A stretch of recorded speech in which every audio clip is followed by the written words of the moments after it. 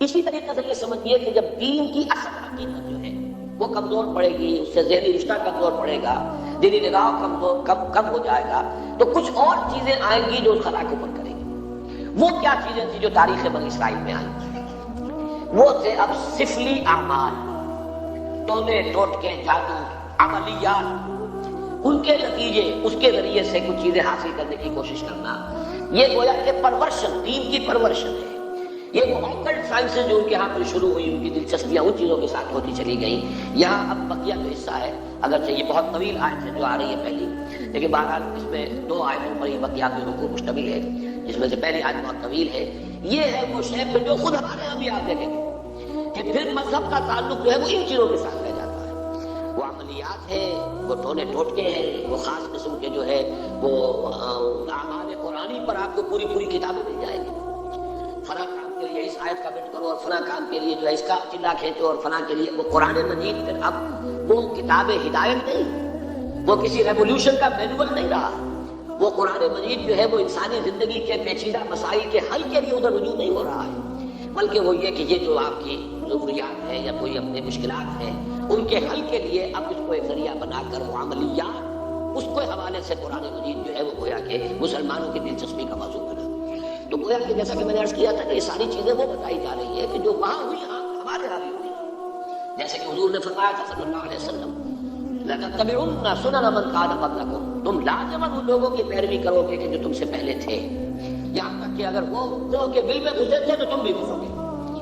اور اس سے بھی آگے بڑھ کر آپ نے بات کہی، میں اسے نہیں دہرا رہا ہوں، دوبارہ بار بار میں بیان کر چکا ہوں۔ لوگوں نے پوچھا حضور کن کے بارے میں فرما رہے ہیں؟ کیا یہ الیہود والنصارہ؟ آپ نے فرمایا وہ نہیں تو اور کون؟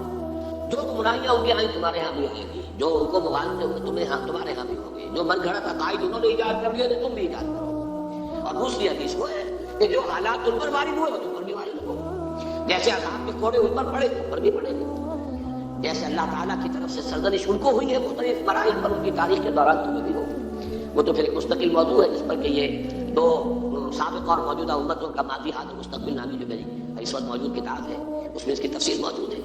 بعد میں آئیے اس کا مطالعہ کیجیے۔ وَاتَّبَعُوا مَا تَتْلُو الشَّيَاطِينُ عَلَىٰ مُلْكِ سُلَيْمَانَ۔ اب دیکھیے وَاتَّبَعُوا، جب انہوں نے کتاب کو چھوڑا، یہ تو گئی تھی کتاب اور کہا گیا تھا اسے مضبوطی سے تھامو، یہ میثاق جب لیا گیا ان سے، خذوا ما آتیناکم بقوۃ، یہ کتاب ہم نے تمہیں دی ہے اسے مضبوطی کے ساتھ پکڑ لو۔ جب کتاب کو چھوڑا تو جو خلا پیدا ہوا وَاتَّبَعُوا مَا تَتْلُو الشَّيَاطِينُ عَلَىٰ مُلْكِ سُلَيْمَانَ، پیروی کی انہوں نے، اتباع کیا انہوں نے اس شے کا کہ جس کی پیروی کر رہے تھے، جس کے پیچھے پڑے ہوئے تھے، جس کا اتباع کر رہے تھے شیاطین، اور شیاطین سے مراد یہاں جنات ہیں، سرکش جنات۔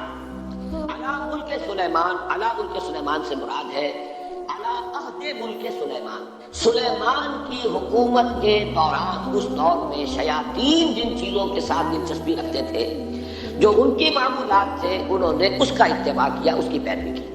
اب اس کو نوٹ کر لیجئے کہ چونکہ حضرت سلیمان علیہ السلام کے بارے میں ہمیں معلوم ہے کہ جنات پر اللہ تعالیٰ نے انہیں تسلط عطا کیا تھا، ان کی حکومت اس اعتبار سے تاریخ انسانی میں اس کی کوئی دوسری نظیر نہیں ہے۔ ایک مقام پر قرآن مجید کی دعا بھی یہ نقل ہوئی ہے کہ اللہ مجھے وہ حکومت عطا فرما جو کسی اور کو تو عطا نہ کرے۔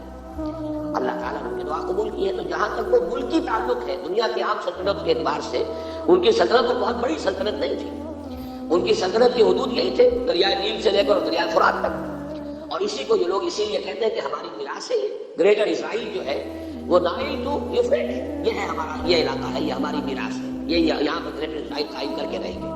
تو حضرت سلیمان علیہ السلام کی حدود مملکت تو کوئی ایسی لمبی چوڑی نہیں، دنیا میں اس سے بڑی بڑی سلطنتیں رہی ہیں، رومن امپائر اس سے کہیں بڑی رہی، خود مسلمانوں کی سلطنت جو ہے وہ اس کا 20 گنا سلطنت جو ہے وہ تو حضرت عثمان کے زمانے میں ہو گئی تھی رضی اللہ تعالیٰ۔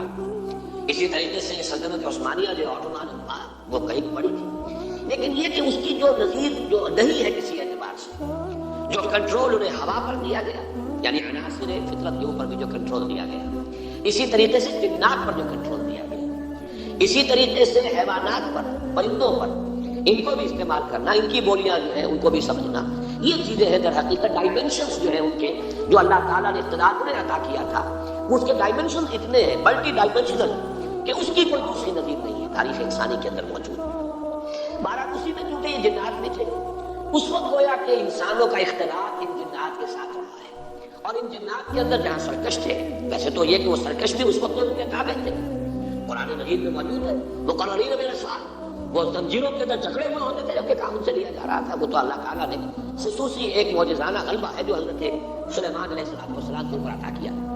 لیکن ان کا جو اختلاط رہا انسانوں کے ساتھ، اس میں ان شیاطین جن نے یہ عملیات اور سفلیات اور یہ دھندے جو ہے یہ ان کے ہاں گویا کہ چھوٹ لگ گئی ان چیزوں کی بنی اسرائیل کو اسی زمانے میں. وَاتَّبَعُوا مَا تَتْلُو الشَّيَاطِينُ، یہ لفظ تتلو کو بھی سمجھ لیجئے، یہ تلاوت کا لفظ بھی اسی سے ہے، تلا یتلو تلاوتن، اس کے معنی پڑھنا، اور تلا یتلو تلون اس کے معنی ہے پیروی کرنا. جیسے کہ آتا ہے چاند جو ہے وہ گویا کہ پیچھے پیچھے آتا ہے سورج کے، والشمس وضحاها والقمر اذا تلاها، تلاها سورج کے پیچھے آ رہا ہے، تو اتباع کرنا، پیچھے پیچھے چلنا. اور جب ہم تلاوت کرتے ہیں تو گویا کہ دونوں معنی موجود ہوتے ہیں، اس لیے کہ تلاوت میں آپ پڑھ رہے ہیں وہ تو تلا یتلو تلاوتن ہو گیا، اور تلاوت میں آپ ٹیکسٹ کو فالو کر رہے ہوتے ہیں. بلکہ بعض لوگ جو تو آپ نے دیکھا ہوگا ان کی انگلی بھی ساتھ ساتھ چل رہی ہوتی ہے، تو گویا کہ وہ ساتھ ساتھ ٹیکسٹ کو فالو کر رہے ہیں. تو یہ دونوں جو مفہوم اس میں شامل ہیں. وَاتَّبَعُوا مَا تَتْلُو الشَّيَاطِينُ عَلَىٰ مُلْكِ سلیمان، حضرت سلیمان علیہ السلام کے عہد حکومت میں شیاطین جن چیزوں کے اندر مصروف اور مشغول رہتے تھے، جو ان کے مشغلے تھے، جو ان کی دلچسپیاں تھیں، جس کی وہ پیروی کرتے تھے، اسی کی پیروی کی یہودیوں نے بھی، اور انہیں سفلی اعمال کا جو ہے ان کے ہاں چرچا ہو گیا، چلن ہو گیا. وَمَا كَفَرَ سُلَيْمَانُ وَلَٰكِنَّ الشَّيَاطِينَ كَفَرُوا، یہاں پر یہ آگے بات بڑھانے سے پہلے اللہ تعالیٰ نے ایک وضاحت فرما دی ہے. اور سلیمان نے ہرگز شرک نہیں کیا، کفر نہیں کیا، بلکہ در حقیقت وہ کفر کرنے والے شیاطین تھے. وما کفر سلیمان ولکن الشیاطین کفروا، اور شیاطین تھے جنہوں نے کفر کیا. یعنی اگر اس کی نسبت سلیمان کی طرف کی جا رہی ہے تو غلط ہے. آپ کے علم میں ہوگا کہ ہمارے یہاں آج تک بھی یہ جو اعمال وغیرہ ہوتے ہیں نقش سلیمانی کے نام سے خاص تعویذ ہوتے ہیں، یہ کوئی روایت چلی آ رہی ہے، حضرت سلیمان علیہ السلام کی طرف منسوب کیا انہوں نے، اور یہودیوں نے خاص طور پر بڑا بڑا ان کے اوپر الزام لگائے ہیں حضرت سلیمان علیہ السلام پر، اور ان کو جادوگر قرار دیا. چنانچہ میں یہاں پہ آپ کو مولانا عبد الماجد دریابادی نے جو حوالے دیے ہیں سلاطین، جو ایک یعنی جو چیپٹر ہے تورات کا، اس میں حضرت سلیمان کے بارے میں یہ الفاظ موجود ہیں.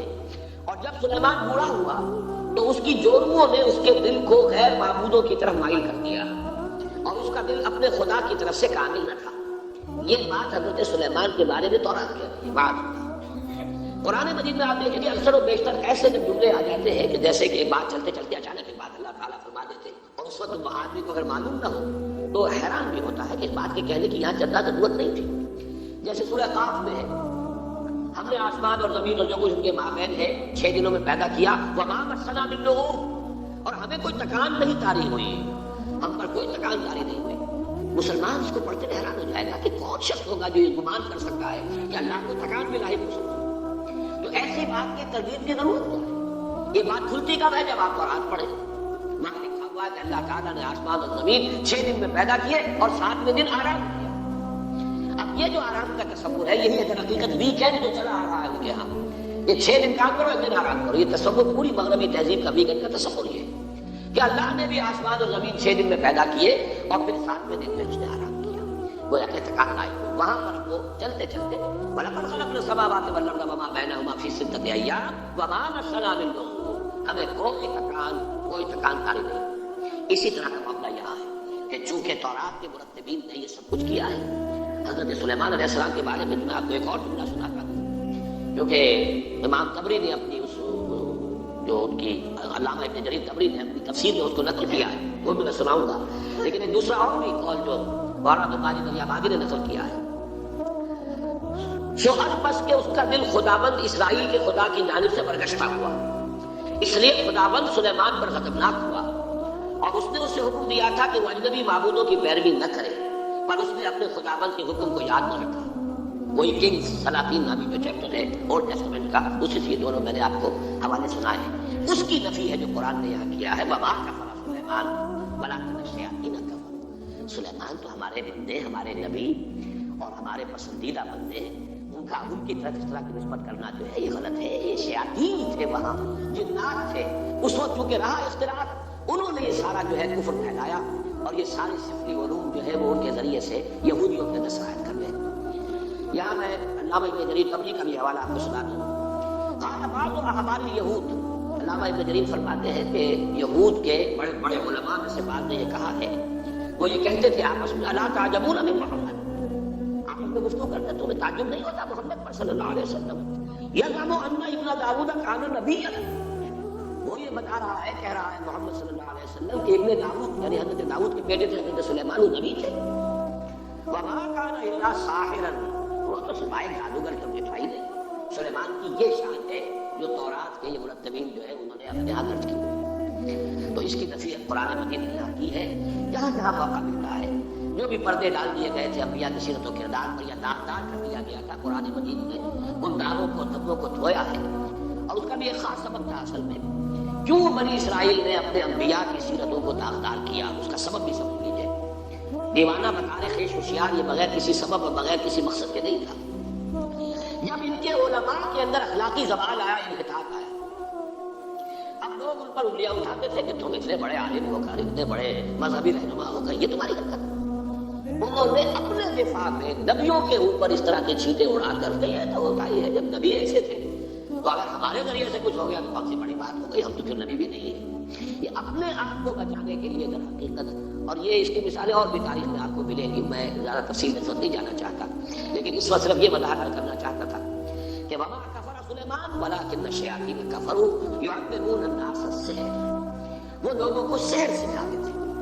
اب یہ سحر جو ہے جو کہ شریعت محمدی صلی اللہ علیہ وسلم میں یہ کفر ہے، آگے آ جائے گا، اس کی وضاحت کی گئی. جادو ہے تو حقیقت، لیکن جادو کرنا کفر ہے. اگرچہ اس میں اختلاف ہمارے بعض کو کہا رکھا ہے کہ آیا سیکھا بھی جائے یا نہ جائے، یعنی اس لیے کہ بعض اوقات توڑ کرنا پڑتا ہے کسی جادو کا، تو اگر آپ اس فن کے واقف نہیں ہوں گے تو آپ اس کا توڑ کیسے کریں.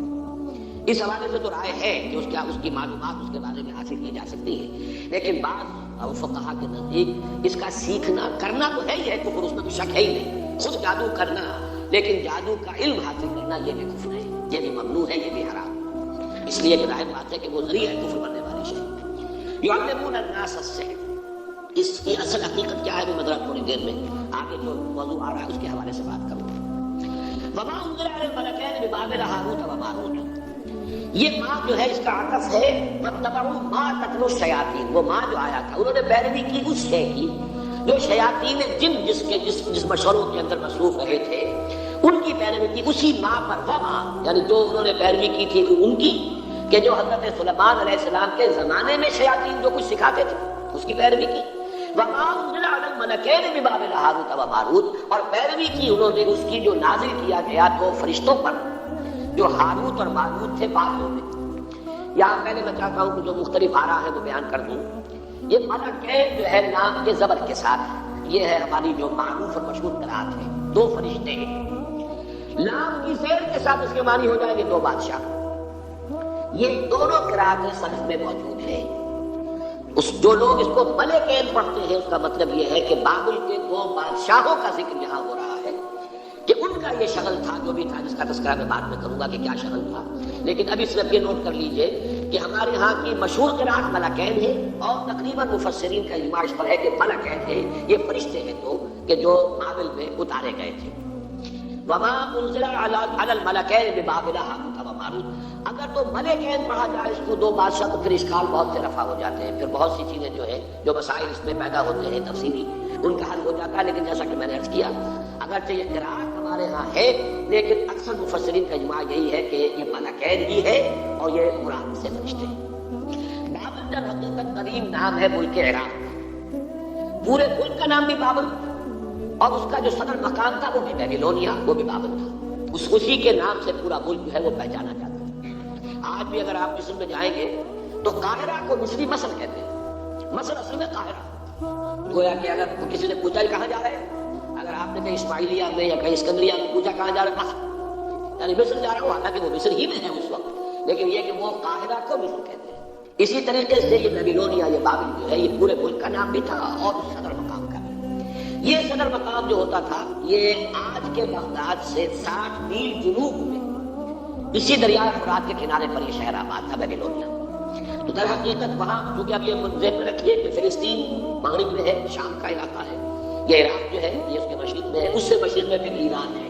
ان تین ملکوں کے ساتھ جو ہے معاملہ رہا ہے یہود کی تاریخ کا، کہ یہود پر جب نیبوکڈنیزر جو تھا وہ بادشاہ تھا بیبلون کا عراق کا، اس نے حملہ کیا تھا 6 صدی قبل مسیح میں، اور اس کے بعد جو اس نے یہ یوں سمجھیے کہ تقریباً حضرت سلیمان علیہ السلام کے 300 برس بعد، حضرت سلیمان کا زمانہ تو یہ تو گویا کہ تاریخ بنی اسرائیل کا جو کا گولڈن پیریڈ ہے، سنہری دور، اس کا نقطہ عروج ہے حضرت سلیمان کا دور۔ حضرت سلیمان کے انتقال کے ساتھ ہی ان کی مملکت 2 حصوں میں تقسیم ہو گئی، 2 بیٹوں کے مابین، ایک شمالی اس کا نام اسرائیل تھا اور ایک جنوبی اس کا نام یہودا تھا۔ یہ 2 مملکتیں بن گئی حضرت سلیمان کے انتقال کے فوراً بعد۔ زوال شروع ہوا، پہلے وہ اسرائیل تباہ ہوا، پھر یہ یہودا بھی جو ہے تباہ ہوا ہے نیبوکڈنیزر کے ہاتھوں، اور ہیکل سلیمانی مسمار ہوا، 6 لاکھ آدمی اس نے قتل کیے یہودی، 6 لاکھ کو قیدی بنا کر لے گئے۔ یہ جو قیدی بنا کر لے کر گیا ہے یروشلم میں ایک متنفس باقی نہیں رہا۔ یہ کیپٹیوٹی کا دور جو تھا، اس دور میں انہوں نے جو عراق میں جادو والا معاملہ تھا یہ وہاں پر جا کر سیکھ لیا۔ گویا کہ 2 آرشا ہو گیا یہودیوں کا معاملہ، یہ جنتر منتر، جادو، عملیات، سفلیات، آکلٹ سائنسز کی جتنی تھی۔ ایک تو یہ کہ جو پہلے سے فلسطین میں موجود تھا یہ معاملہ، یہ انہوں نے وہاں سے شروع کیا۔ حضرت سلیمان کے زمانے میں ان جنات سے سیکھ لیا۔ اب ظاہر بات ہے کہ مکھی کی سرشت ہے، وہ گندگی پر بیٹھتی ہے، جن کی مزاج کے اندر گندگی ہے وہ تو جہاں سے بھی ہوگا گندگی اس کو حاصل کر لیں گے۔ حضرت سلیمان کے زمانے میں وہ شیاطین جن سے حاصل کیا۔ اب کیپٹیوٹی کے دور میں انہوں نے مزید جو ہے عراق میں بھی جو بہت بڑا گڑھ تھا اس قسم کی چیزوں کا، وہاں سے بھی انہوں نے سیکھا۔ تو گویا کہ یہ تمام چیزیں ان کے اندر رکھ بس گئی، ان کی شخصیتوں کے اندر، ان کے مزاج میں، جسے ہم محاورے میں کہتے ہیں گھٹی میں پڑتی۔ وما انزل على الملكين ببابل هاروت وماروت، اور انہوں نے پیروی اس کی جو نازل کیا گیا 2 فرشتوں پر جو بابل میں تھے، ہاروت اور ماروت۔ اب یہ کہ وہ کیا نازل کیا گیا اس مسئلے کو سمجھ لیجئے۔ ایک روایت تو یہ ہے ہمارے ہاں، ایک تو خیر قصہ بیان ہوتا ہے، وہ قصہ تو ہمارے اکثر مفسرین نے وہ یہود کی خرافات میں سے ہے، اس کو سب نے رد کیا ہے، لہذا میں اس کا تذکرہ بھی نہیں کرنا چاہتا۔ عام طور پر جو بات کہی جاتی ہے وہ یہ ہے کہ اللہ تعالیٰ کی چونکہ ایک سنت ہے کہ کسی قوم پر عذاب سے پہلے پھر آخری امتحان، کوئی آخری ٹیسٹ، آخری فتنہ کہ جس سے ان کے اندر کتنی کچھ خباثت آ چکی ہو وہ ظاہر ہو جائے، اس کے لیے آزمائش کے لیے اللہ تعالیٰ مختلف صورتیں پیدا فرماتے ہیں۔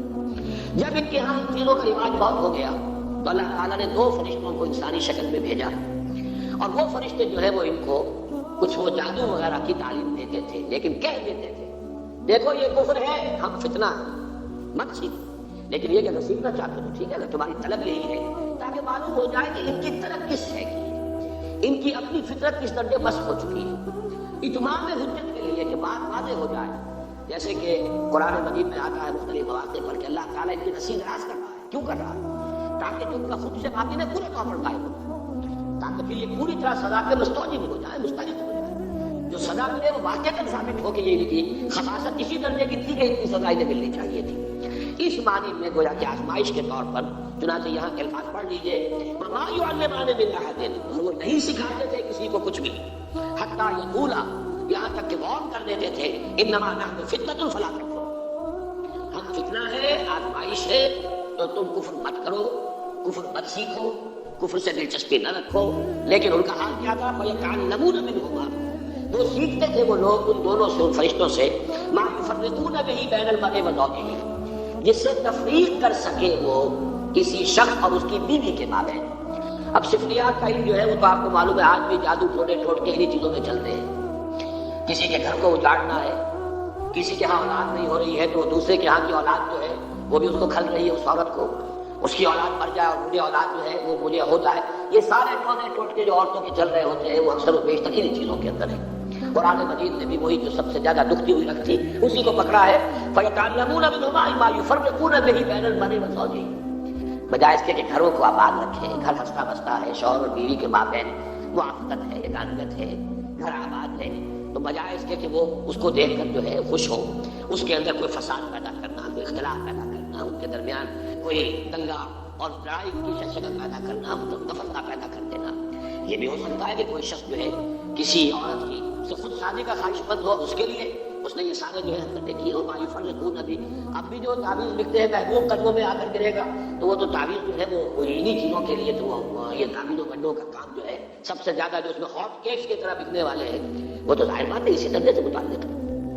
وَمَا هُمْ بِضَارِّينَ بِهِ مِنْ أَحَدٍ إِلَّا بِإِذْنِ اللَّهِ، حالانکہ کہ نہیں تھے وہ ضرر پہنچانے والے کسی کو اس کے ذریعے سے مگر یہ کہ اللہ کے حکم سے۔ توحید کا تقاضا یہ ہے کہ کسی شے میں کسی تاثیر کو مستقل نہ مانا جائے جب تک کہ اللہ کا اذن نہ ہو۔ کسی شے میں تاثیر ہونا یہ اور چیز ہے۔ اللہ تعالیٰ نے آگ میں تاثیر رکھی ہے کہ وہ جلاتی ہے، لیکن اس کا جلانا بھی فعل اللہ کے اذن پر منحصر ہے۔ اللہ نہیں چاہے گا نہیں جلائے گی آگ۔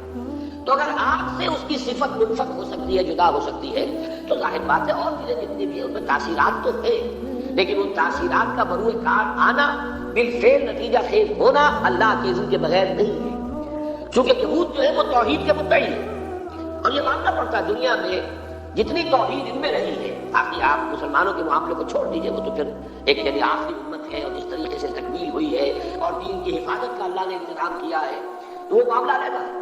باقی مسلمانوں کو اس امت محمد صلی اللہ علیہ وسلم کو علیحدہ کر دیجئے تو تاریخ انسانی میں توحید کا اتنا چرچا کسی قوم میں نہیں رہا جتنا یہود میں رہا، اس میں کوئی شک نہیں۔ ان کے ہاں وہ شرک کی وہ دوسری علائشیں جو ہے توہمات شرک کم آئے، لیکن یہ کہ ان معاملات کے اندر اللہ تعالیٰ نے اسی لیے حوالہ دیا کہ توحید کے اگر قائل تھے تو اس کا تو نتیجہ یہ نکلنا چاہیے کہ کسی شے میں کوئی تاثیر بغیر اذن رب اس کا کوئی ظہور نہیں ہو سکتا، نتیجہ خیر نہیں ہو سکتی۔ لہذا ان معاملات کے اندر دلچسپی لینا در حقیقت توحید کے منافی ہے۔ وَيَتَعَلَّمُونَ مَا يَضُرُّهُمْ وَلَا يَنفَعُهُمْ، اور وہ سیکھتے تھے وہ چیزیں جو انہیں نقصان پہنچاتی تھی، فائدہ نہیں پہنچاتی۔ وَلَقَدْ عَلِمُوا لَمَنِ اشْتَرَاهُ مَا لَهُ فِي الْآخِرَةِ مِنْ خَلَاقٍ، حالانکہ وہ خوب جانتے تھے کہ جو کوئی بھی ان چیزوں کو اختیار کرے گا، خریدے گا، ان سے دلچسپی رکھے گا، اس کا آخرت میں کوئی حصہ نہیں۔ یعنی شریعت موسوی میں ان چیزوں کو حرام کر دیا گیا تھا اسی طریقے سے جس طریقے سے کہ شریعت محمدی میں جادو حرام ہے۔ میں اس کا بھی حوالہ آپ کو سنا دوں گا۔ وَلَبِئْسَ مَا شَرَوْا بِهِ أَنفُسَهُمْ لَوْ كَانُوا يَعْلَمُونَ، اور بہت بری شے تھی وہ جس کے عوض کے انہوں نے اپنے آپ کو فروخت کر دیا، یعنی دنیاوی مفادات، دنیاوی لذتیں، جو بھی دنیا کی گھٹیا آرزویں خواہشات ہیں، ان کے عوض اپنے مستقبل کو، اپنی آخرت کو، اپنی ابدی زندگی کو برباد کیا۔ وَلَبِئْسَ مَا شَرَوْا بِهِ أَنفُسَهُمْ، گویا کہ اپنے آپ کو بیچ ڈالا، اپنے آپ کو جہنم کا ایندھن بنا دیا ان چیزوں کے لیے، ان کی طلب میں، ان کے حصول کے لیے۔ لَوْ كَانُوا يَعْلَمُونَ، کاش کہ یہ جانتے ہوتے، انہیں علم حقیقی حاصل ہوتا۔ وَلَوْ أَنَّهُمْ آمَنُوا وَاتَّقَوْا لَمَثُوبَةٌ مِّنْ عِندِ اللَّهِ خَيْرٌ، اور اگر اس کے برعکس وہ ایمان اور تقویٰ کی روش اختیار کیے رہتے، اب یہ گویا کہ مجھ سے اور آپ سے بھی کہا جا رہا ہے اور امت مسلمہ سے کہا جا رہا ہے کہ بجائے ان چیزوں میں دلچسپی رکھنے کے اگر ایمان، تقویٰ، جہاد، احسان جو اللہ نے دین کے لیے جو یہ مقامات جو ہے مقامات بلند جو تمہارے لیے جن کا راستہ کھول دیا ہے، ان کی طرف توجہ رکھو، ان گھٹیا چیزوں کی طرف کوئی میلان نہ ہو، کوئی توجہ نہ ہو۔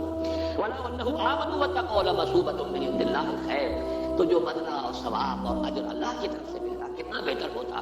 لَوْ كَانُوا يَعْلَمُونَ، کاش کہ انہیں معلوم ہوتا۔ میں نے وہ جو عام اس کی جو ایک جو تفسیر ہے اس کے حوالے سے یہ بات پوری کر دی۔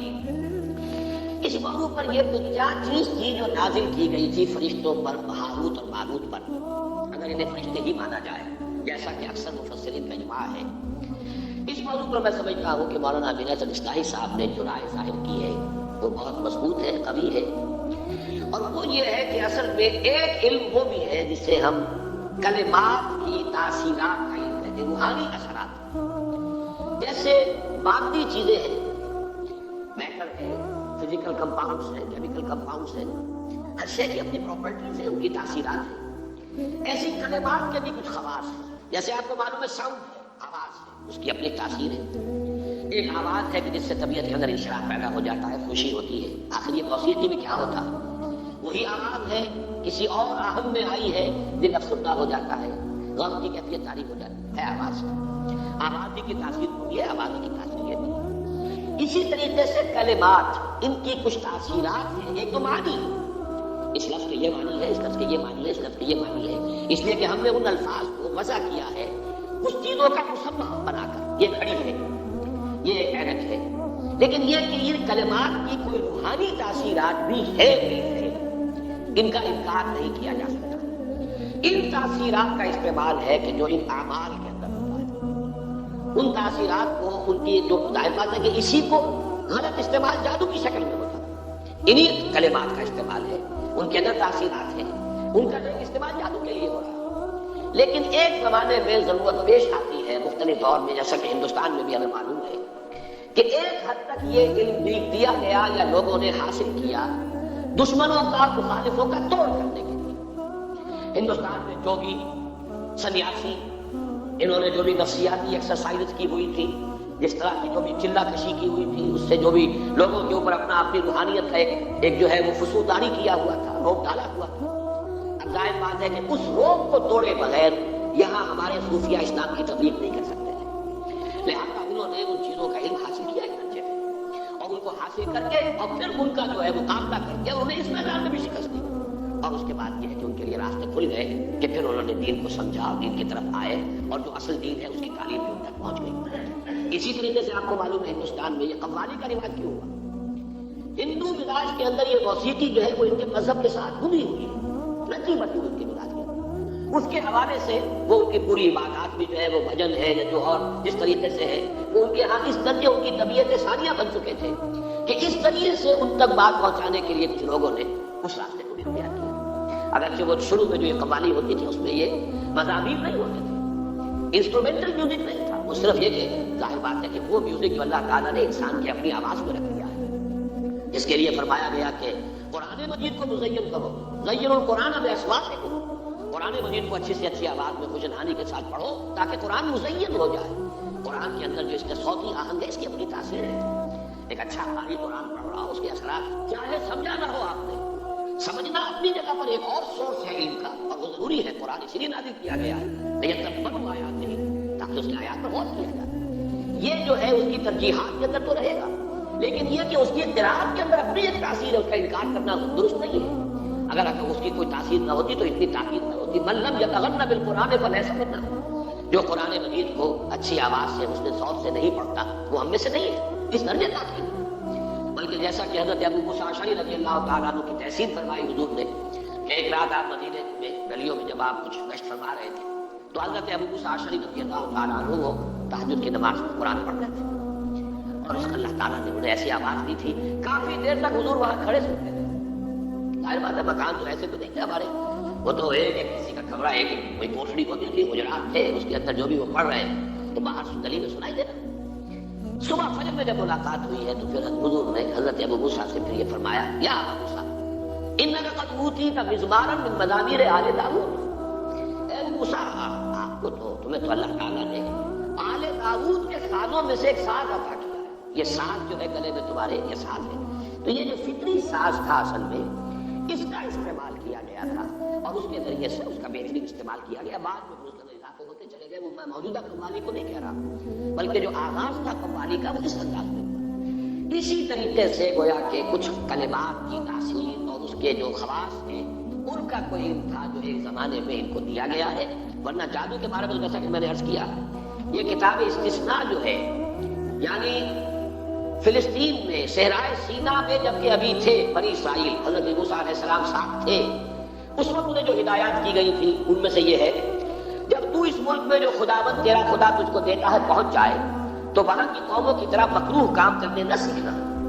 تجھ میں ہر دن کوئی ایسا نہ ہو جو اپنے بیٹے یا بیٹی کو آگ میں چلوائے۔ اب دیکھیے یہ عمل آج بھی روافظ کے ہاں یہ آگ پر چلنے کا جو رواج ہے، وہاں جو ہے اس طرح کے کرتب دکھائے جاتے ہیں، اور ظاہر بات ہے جو حالات جو ہے مجھے متاثر ہوتے ہیں، آگ کے اوپر انگاروں کے اوپر چل رہے ہیں، یہ اعمال کہاں سے چلے آتے ہیں؟ یہ حضرت موسیٰ علیہ السلام کو حضرت مسیح سے 1400-1450 برس تک یہ بتایا جاتا ہے، تجھ میں ہر دن کوئی ایسا نہ ہو جو اپنے بیٹے یا بیٹی کو آگ میں چلوائے، یا فال گیری یا شگون نکالنے والا یا سوگر یا جادوگر یا منتری یا جنات کا آشنا یا رقمار یا ساحر ہو، کیونکہ وہ سب جو ایسے کام کرتے خدا کے نزدیک مکروہ ہیں، اور انہی مکروہات کے سبب سے خداوند تیرا خدا تیرے سامنے سے ان کو نکالنے پر ہے۔ یعنی یہ جو اصل میں فلسطین میں جو قوم آباد تھی، فلسطین حضرت جوشوا جو جانشین تھے حضرت موسیٰ علیہ السلام کے، ان کے ہاتھوں میں فتح ہوا ہے، تو فلسطین میں جو قومیں اس وقت آباد تھیں ان میں یہ اعمال موجود تھے، لیکن ہوا یہی کہ انہوں نے جا کر وہاں پہ وہ اعمال سے سیکھے۔ پھر جب ان کا وہ دور آیا ہے کہ جب حضرت طالوت کو جالوت کے مقابلے کے لیے اللہ کے جو نبی اس وقت سموئیل نبی انہوں نے معین کیا ہے، تو جو اصلاحات ان کے ذریعے سے ہوئی ہیں، اور ساؤل اصل میں نام ہے تورات میں حضرت طالوت کا، ساؤل نے جنات کے آشناؤں اور افسوگروں اور جادوگروں کو ملک سے خارج کر دیا۔ پرچ ہوئی جو ان کا جو گولڈن پیریڈ شروع ہوا، حضرت طالوت، حضرت داؤد، حضرت سلیمان، یہ 100 برس ہے ان کے گولڈن پیریڈ میں، تو یہ پرچ کر دی گئی۔ لیکن پھر حضرت سلیمان علیہ السلام کے زمانے میں وہ جنات کے ساتھ جو ان کا خلا بلا ہوا، پھر وہ شیطانی اعمال، سحری اعمال، وہ جادو، وہ ٹونے ٹوٹ کے آ گئے.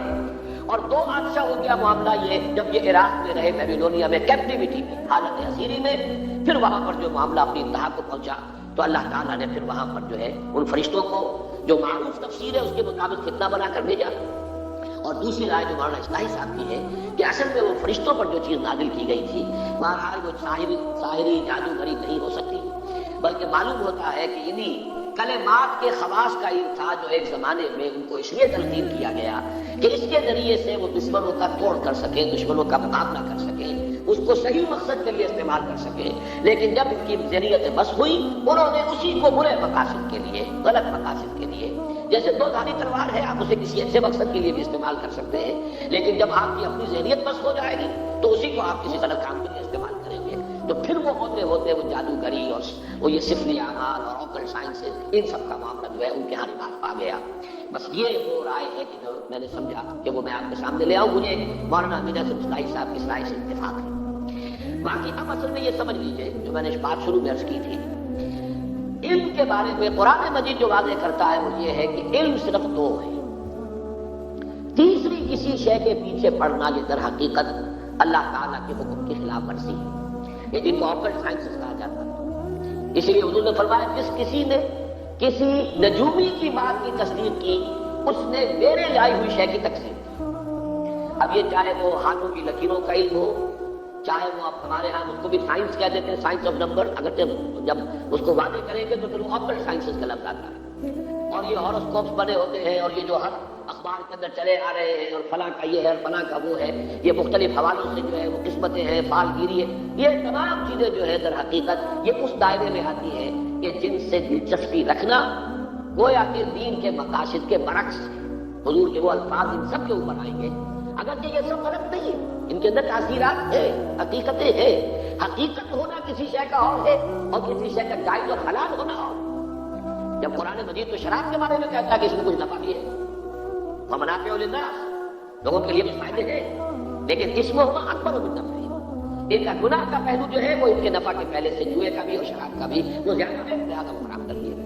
تو اسی اعتبار سے ان تمام چیزوں کے اندر جو بھی کوئی تاثیر ہے، کوئی ایفیکٹ ہے، کوئی ہے واقعتاً، وہ اپنی جگہ پر اس کی آپ نفی نہ کریں، لیکن ان سے دلچسپی رکھنا، اس کے پیچھے لگنا، اس میں یقین رکھنا، یہ چیزیں جو ہے پھر انسان کے اندر جس طرح کا ایک وہمی سا مزاج پیدا کر دیتی ہے. پھر اس کے اندر سے وہ عمل کی جو ایک قوت ہے اور ایک ارادہ اور عزم، اس کو جس طریقے سے دیمک جو ہے لکڑی کو کھا جاتی ہے، اس طریقے سے یہ دلچسپیاں پھر انسان کے اندر سے اس عمل اور ارادے اور جد و جہد اور عمل، اس سے انسان کو جو ہے بیگانہ کر دیتی ہے. تو ان کو ہمارے ہاں حرام قرار دیا گیا. تو علم 2 کون سے ہیں؟ یا ایک علم وہ ہے جو آپ نے تجرباتی علم حاصل کیا، ان السمع والبصر والفؤاد کل اولئک کان عنہ مسئولا. اسی لیے وہاں فرمایا گیا ولا تقف ما لیس لک بہ علم، مت پیچھے پڑو، مت دلچسپی رکھو ان چیزوں سے جس کے لیے تمہارے پاس کوئی علم نہیں. اس لیے کہ علم کے لیے اللہ تعالیٰ نے تمہیں جو ذرائع دی ہے، ان السمع والبصر والفؤاد کل اولئک کان عنہ مسئولا. اور اس مرتبہ جو منتخب صاحب کا درس میں نے مکمل کیا ہے، میں واضح کر چکا ہوں اپنی رائے کہ فؤاد کا ترجمہ جو عام طور پر دل کیا گیا، مجھے اختلاف ہے. میرے نزدیک فؤاد جو ہے در حقیقت وہی عقل ہے. فائدہ ہوتا ہے کسی شے سے کوئی شے اخذ کر لینا. آپ نے دیکھا ہوگا پرانے زمانے کی کتابوں میں کوئی چیز لکھی گئی، اس کے بعد فے کا نشان ڈال کر اب کوئی آگے جملہ آ رہا ہے، یعنی فائدہ. اس بات سے یہ نتیجہ یہ نکل رہا ہے، اس کو پلے باندھتے چلو، یہ فائدہ جو ہے یہاں سے حاصل کر لو پھر آگے بڑھو. تو فے لگا ہوتا فائدہ کے لیے. فائدہ کیا ہے کہ آپ نے جو بھی سینس ڈیٹا آپ کو حاصل ہوا اور آپ نے اس کو پروسیس کر کے اسے نتیجہ نکالا، یہ ہے در حقیقت یہ فؤاد کا کام ہے. یہ ہے انسان کا ایکوائرڈ نالج، اکتسابی علم. دوسرا علم ہے وحی کا جو اللہ کی طرف سے گیون ہے، یہ ریویلڈ نالج ہے. اس کے لیے ہم قرآن اور سنت، اس لیے کہ سنت کو ہم سمجھتے ہیں کہ وحی جو ہے وہی جلی بھی ہے، وہی خفی بھی ہے. حضور صلی اللہ علیہ وسلم کو قرآن بھی دیا گیا ہے اور اللہ تعالیٰ کی طرف سے آپ کو اور بھی وحی خفی ہو گئی تھی. اور آپ کو جو سنت سے جو چیز ثابت ہو جائے گی یا وہ ہے اور یا پھر وہ شے جو ہمارے تجرباتی علوم اور ہماری عقل اور ہماری سمع اور بصر کے نتیجے میں جو چیز حاصل ہے. یہ 2 علم ہے. ولا تقف ما ليس لك به علم ان السمع والبصر والفؤاد كل اولئك كان عنه مسؤولا.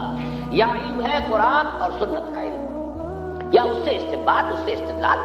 عقل یہاں بھی لگے گی، اجتہاد جو ہے وہ عقل ہے، قرآن اور سنت کی بنیادی جو چیزیں ہیں ان سے استنباط کرنا، استدلال کرنا، قیاس کر کے نئی صورتحال کے بارے میں حکم جو ہے اس سے نکالنا، یہ عقل کا استعمال ہو جائے گا.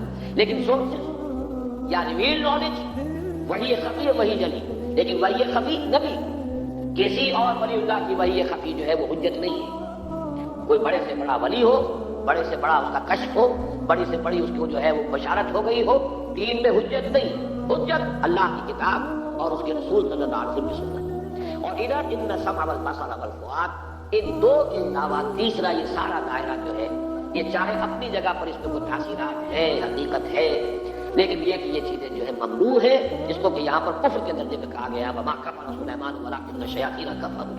اور جو آخری الفاظ تھے وَلَقَدْ عَلِمُوا لَمَنِ اشْتَرَاهُ مَا لَهُ فِي الْآخِرَةِ مِنْ خَلَاقٍ. میں نے آپ کو کتاب استثناء ڈیوٹرانومی کا وہ اقتباس بھی سنا دیا ہے، جو حضرت موسیٰ علیہ السلام کے زمانے میں کہہ دیا گیا تھا کہ ان چیزوں کی طرف نہ جانا، ان سے دلچسپی نہ لینا. ان کے علم میں تھا یہ کہ جو کوئی بھی ان چیزوں سے دلچسپی رکھیں گے، ان کی پیروی کریں گے، ان کے درپے ہوں گے، ان کا آخرت میں کوئی حصہ وَلَبِئْسَ مَا شَرَوْا بِهِ أَنفُسَهُمْ. لیکن انہوں نے ان چیزوں میں مشغول ہو کر، ان میں دلچسپی لے کر برا انجام اپنے لیے خرید لیا، اپنی جانوں کو فروخت کر دیا بڑی بری شے کے لیے.